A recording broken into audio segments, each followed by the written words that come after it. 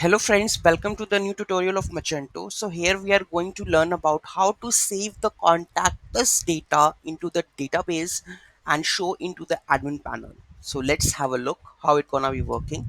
So let me go to the front end. Let's copy this one and check the contact us. So here we can go with the contact us where it is. This is the contact us page. Okay, so I'm going to whatever pre-filled information, Rajnikant. Email I will choose another one. Okay, phone number I can add. What's your mind? Hey, what's up? Okay, submit.